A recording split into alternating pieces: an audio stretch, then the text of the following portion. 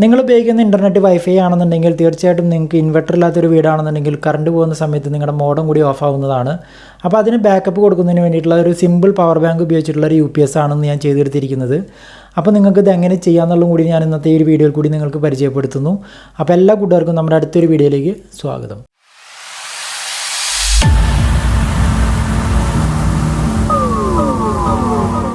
Hi, എല്ലാ കൂട്ടുകാർക്കും നമസ്കാരം. അപ്പോൾ ഇന്നത്തെ വീഡിയോയിൽ ഞാൻ നേരത്തെ പറഞ്ഞ പോലെ തന്നെ ഇതൊരു വൈഫൈ UPSന് വേണ്ടിയിട്ടുള്ള ഒരു സെറ്റപ്പാണ് ചെയ്തെടുത്തിരിക്കുന്നത്. ഇവിടെ ഓൾറെഡി വൈഫൈ മോഡം ഓണായിട്ടാണ് ഇരിക്കുന്നത്. ഇപ്പോൾ ഡയറക്റ്റ് നമ്മൾ 12 വോൾട്ട് സപ്ലൈ കൊടുത്തിട്ടാണ് ഇത് വർക്ക് ചെയ്തുകൊണ്ടിരിക്കുന്നത്. അപ്പോൾ നിങ്ങൾക്ക് ഇവിടെ കാണാൻ പറ്റുന്നുണ്ടാകും ഈ റിലേകളൊക്കെ ഓണായി എന്നറിയാൻ വേണ്ടിയിട്ടുള്ള ഒരു 3 ഇൻഡിക്കേറ്ററാണ് ഇവിടെ കൊടുത്തിരിക്കുന്നത്. പിന്നെ അതുപോലെ ഇപ്പോൾ നമ്മുടെ ഈ ബക്ക് ബൂസ്റ്റ് ഓഫാണ്, ടേൺ ഓഫ് ആയിട്ടിരിക്കുകയാണ്. അതെല്ലാം ടേൺ ഓഫ് ചെയ്യുന്നത് നമ്മൾ ഈ റിലേ വെച്ചിട്ടാണ്. ഈ റിലേ കൂടെയാണ് ഇതിലേക്കുള്ള സപ്ലൈ എല്ലാം പോകുന്നത്. അതുപോലെ തന്നെ ഇപ്പോൾ നമുക്കിവിടെ ചാർജിങ്ങും നടന്നുകൊണ്ടിരിക്കുകയാണ്. നിങ്ങൾ കാണാൻ പറ്റുന്നുണ്ടാവും ആ ബ്ലിങ്ക് ചെയ്യുന്നത്. ആ ചാർജിങ്ങും കൂടി ഇപ്പോൾ നടന്നുകൊണ്ടിരിക്കുകയാണ്.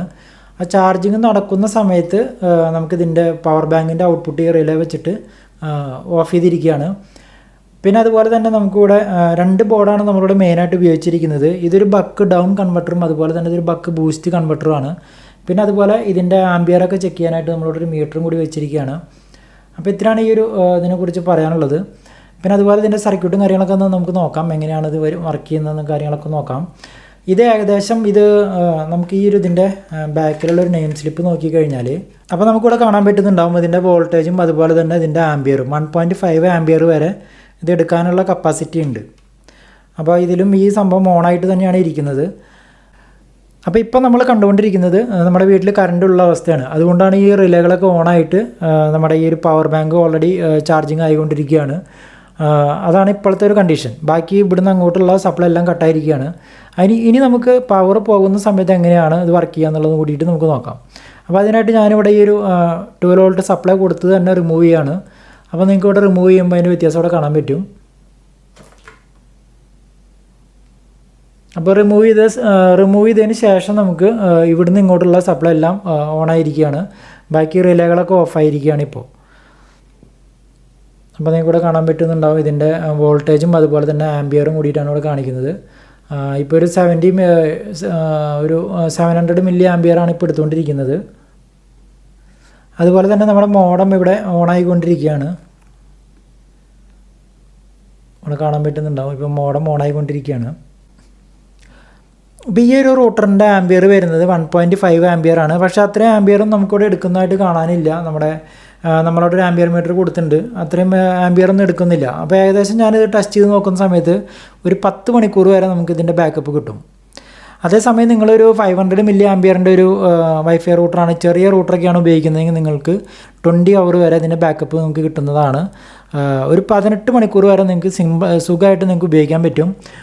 അപ്പോഴേക്കും നമ്മുടെ ഈ ഒരു പവർ ബാങ്കിൻ്റെ ഒരു ഇതിൻ്റെ സൈഡിൽ നമുക്കിവിടെ കാണാൻ പറ്റുന്നുണ്ടാകും ഇതിൻ്റെ ഉള്ളിലുള്ള ബാക്കപ്പ് എത്ര ഉണ്ടെന്നുള്ളത്. അതിൽ ഒരു LED വരെ നമുക്ക് നിലനിർത്തിയിട്ട് ഒരു 18 മണിക്കൂർ വരെ നമുക്ക് സുഖമായിട്ട് ഇത് ഉപയോഗിക്കാനായിട്ട് സാധിക്കുന്നതാണ്. അതുപോലെ തന്നെ കറണ്ടുള്ള സമയത്ത് ബക്ക് ബൂസ്റ്റിൻ്റെ ഔട്ട്പുട്ടിലേക്ക് സപ്ലൈ പോകാതിരിക്കാനായിട്ട് നമ്മളിവിടെ 2 ഡയോഡ് ഉപയോഗിച്ചിട്ടുണ്ട്. അതുപോലെ തന്നെ കംപ്ലീറ്റ്ലി നമ്മളിവിടെ ഈ റിലേ വെച്ചിട്ടാണ് ഇതിനെ ഐസൊലേറ്റ് ചെയ്തിരിക്കുന്നത്. ഈ പവർ ബാങ്കിന് യാതൊരു പ്രശ്നം ഉണ്ടാവാതിരിക്കാനായിട്ടാണ് റിലേകളൊക്കെ ഉപയോഗിച്ചിട്ട് നമ്മൾ കറണ്ടുള്ള സമയത്തും കറണ്ട് ഇല്ലാത്ത സമയത്തും നമുക്ക് ഇതിനെ ഐസൊലേറ്റ് ചെയ്യാൻ വേണ്ടിയിട്ട് റിലേകളാണ് ഉപയോഗിച്ചിരിക്കുന്നത്. പിന്നെ അതുപോലെ തന്നെ ഇതിൻ്റെ ഈ പവർ ബാങ്കിൻ്റെ ഔട്ട്പുട്ട് വന്നിട്ട് ഇവിടെ ഒരു ചെറിയൊരു ബൂസ്റ്റർ വെച്ചിട്ട് ബൂസ്റ്റ് ചെയ്ത് 5 വോൾട്ട് ആക്കിയിട്ടാണ് നമ്മൾ ഈ ബക്ക് ബൂസ്റ്റിലേക്ക് കൊടുക്കുന്നത്. അപ്പോൾ 5 വോൾട്ടിലും താഴെ വന്നു കഴിഞ്ഞാൽ ഇത് അണ്ടർ വോൾട്ടേജ് വന്നിട്ട് ഇത് ഡൗൺ ആവാനുള്ള സാധ്യതയുണ്ട്. അപ്പോൾ അതിന് വേണ്ടിയിട്ട് നമ്മൾ പവർ ബാങ്കിൽ നിന്ന് എടുത്തിട്ടുള്ള സപ്ലൈ ഈ ഒരു ബക്ക് ബൂസ്റ്റിലേക്ക്, ചെറിയൊരു ബക്ക് ബൂസ്റ്റാണിത്, ഇതിലൊരു 3 വോൾട്ട് കൊടുത്താൽ 5 വോൾട്ട് കിട്ടുന്ന ഈ ബക്ക് ബൂസ്റ്റിൽ കൊടുത്തതിന് ശേഷം ഇതിൻ്റെ ഔട്ടാണ് നമ്മൾ ഈ മെയിൻ ബക്ക് ബൂസ്റ്റിലേക്ക് കൊടുക്കുന്നത്. അതിൻ്റെ ഔട്ട്പുട്ടാണ് നമ്മൾ ഈ വൈഫൈ റൂട്ടറൊക്കെ ഓണാക്കാനായിട്ട് നമ്മൾ ഈ സപ്ലൈ ഇവിടേക്ക് കൊണ്ടുവന്നിട്ടുള്ളത്. അപ്പോൾ ഇതിൻ്റെ ഒരു ഡയഗ്രാം കൂടിയിട്ട് നമുക്ക് നോക്കാം എങ്ങനെയാണ് ഇതിൻ്റെ വർക്കിങ് കാര്യങ്ങളെന്നൊക്കെ. അപ്പോൾ നമ്മളിത് ചെയ്യുന്നതിന് മുമ്പ് തന്നെ ഒരു ഡ്രോയിങ് ചെയ്തിട്ടുണ്ട്. അപ്പോൾ ഈ ഒരു ഡ്രോയിങ് ആണ് ഞാൻ വീഡിയോയിൽ അപ്ലോഡ് ചെയ്യുന്നത്. അപ്പോൾ നിങ്ങൾക്ക് ഇവിടെ ആദ്യം തന്നെ കാണാൻ പറ്റുന്നുണ്ടാവും ഒരു ബക്ക് ഡൗൺ കൺവെർട്ടറാണ് നമ്മൾ ആദ്യം കൊടുത്തിരിക്കുന്നത്. 12 വോൾട്ടിൽ നിന്ന് 5 വോൾട്ട് ആക്കാനായിട്ടുള്ള ഒരു ബക്ക് ഡൗൺ കൺവെർട്ടറാണ്. അപ്പോൾ ഇതൊരു 2 ആംബിയറിൻ്റെ പവർ സപ്ലൈ ഉപയോഗിച്ചിട്ട് വേണം ഇതിലേക്ക് ഇൻപുട്ട് കൊടുക്കാനായിട്ട്. അപ്പോൾ ഇത് ഓണാവുന്ന സമയത്ത് തന്നെ നമുക്ക് ഈ K1 എന്ന് പറയുന്ന ഈ റിലേ ഓണാവും. ഈ റിലേ ഓണായി കഴിഞ്ഞാൽ ഈ റിലേയിൽ കൊടുത്തിരിക്കുന്ന 2 പോയിൻറ്റുകൾ നമ്മുടെ ഈ ഒരു പവർ ബാങ്ക് ചാർജ് ചെയ്യാനായിട്ടുള്ള ഇൻപുട്ട് സപ്ലൈ ആണ്. പവർ ബാങ്കിൻ്റെ ചാർജിങ് പോയിൻ്റാണ് നമ്മൾ ഈ K1 എന്ന് പറയുന്ന റിലേയിൽ കൊടുത്തിരിക്കുന്നത്. നോർമൽ ഓപ്പൺ പിന്നിലാണ് കൊടുത്തിരിക്കുന്നത്. റിലേ ഓൺ ആവുന്ന സമയത്ത് ഇത് കോണ്ടാക്റ്റ് വന്നിട്ട് നമ്മുടെ ഈ പവർ ബാങ്ക് ചാർജിങ് ആരംഭിക്കും. അതോടൊപ്പം തന്നെ നമുക്കിവിടെ കാണാൻ പറ്റുന്നുണ്ടാവും, ഇവിടെ നമ്മൾ ചാർജിങ് കൊടുക്കുന്ന സമയത്ത് ഈ K2 എന്ന് പറയുന്ന റിലേയും കൂടി ഓൺ ആകുമ്പോൾ K2ൽ കൊടുത്തിരിക്കുന്നത് നോർമൽ കണക്റ്റഡ് എന്ന് പറയുന്ന പിന്നിലാണ് നമ്മൾ പവർ ബാങ്കിൻ്റെ ഔട്ട്പുട്ട് വരുന്ന USB കേബിൾ ഉണ്ടല്ലോ, USB കേബിളിൻ്റെ പോസിറ്റീവ് നെഗറ്റീവും നമ്മൾ കൊടുത്തിരിക്കുന്നത് സെപ്പറേറ്റ് ചെയ്യാനായിട്ട് ഐസൊലേറ്റ് ചെയ്യുന്നതിന് വേണ്ടിയിട്ട് K2 എന്ന് പറയുന്ന റിലേയുടെ NC പോയിൻ്റാണ്. അപ്പോൾ നമ്മൾ ഈ റിലേകളൊക്കെ 8 പിൻ റിലേ വേണം ഉപയോഗിക്കാനായിട്ട്. അപ്പോൾ അതിൻ്റെ ഒരു സൈഡിൽ നമ്മൾ നെഗറ്റീവും ഒരു സൈഡിൽ പോസിറ്റീവും കൊടുത്തിട്ട് ഈ ബക്ക് നമ്മളിവിടെ നേരത്തെ കണ്ട ആ ഒരു 3 to 5 വോൾട്ട് കൊടുക്കുന്ന ബക്ക് ബൂസ്റ്റിലേക്ക് സപ്ലൈ കട്ട് ചെയ്യുകയാണ് ചെയ്യുന്നത്. പവർ വരുന്ന സമയത്താണ് ഈ K2 ആക്റ്റീവ് ആവും. അതോടൊപ്പം തന്നെ നമ്മളിവിടെ കൊടുത്തിരിക്കുന്ന NCയിൽ കൊടുത്തിരിക്കുന്നത് പിന്നായതുകൊണ്ട് തന്നെ ഈ ബക്ക് ബൂസ്റ്റിൻ്റെ 3 to 5 വോൾട്ടിൻ്റെ ബൂസ്റ്റർ കൺവെർട്ടർ ഓഫ് ആവും. അങ്ങനെ നമുക്ക് ഈ സൈഡിലേക്കുള്ള കംപ്ലീറ്റ് സപ്ലൈ ഇവിടെ കട്ടാവുകയാണ് ചെയ്യുന്നത്. അതാണ് ഇതിൻ്റെ ഈ 2 ഭാഗമായിട്ട് ഐസൊലേറ്റ് ചെയ്തിരിക്കുന്നത്. ഇനി നമുക്ക് K3 എന്ന് പറയുന്ന റിലേ എന്തിനാണെന്ന് വെച്ച് കഴിഞ്ഞാൽ K3 ഓൺ ആവുന്ന സമയത്താണ് ഈ K3 നമുക്കിവിടെ പവറുള്ള സമയത്ത് K3 ഓൺ ആയിരിക്കും.